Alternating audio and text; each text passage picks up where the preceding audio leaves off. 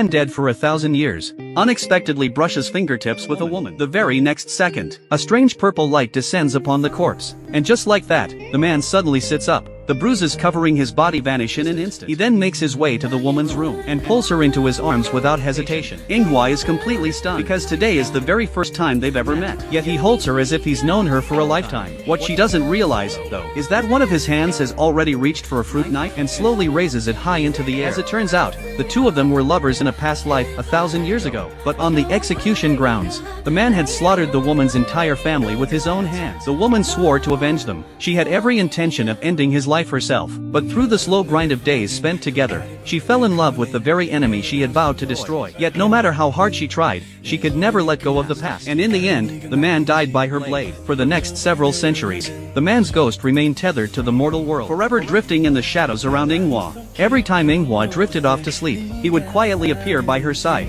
gently tracing his fingers across her face. It was his only way of meeting the one he loved inside her dreams. But the moment she woke up, every memory would vanish without a trace. And so for 1,000 years, she never once sensed his presence. Until not long ago, Inghua leaped into the water to save someone, but found herself trapped beneath the surface. In that desperate moment, a man in ancient robes appeared underwater, and pressed a deep, tender kiss to her lips. Inghua immediately regained consciousness, and with sheer willpower, fought her way back to safety. But the man who had fallen into the water first, could not be saved, and was pronounced dead. Yet that single fleeting touch was enough to resurrect a soul that had been dead for 1,000 years. But after a millennium of silent devotion, could he really bring himself to kill the woman he loved?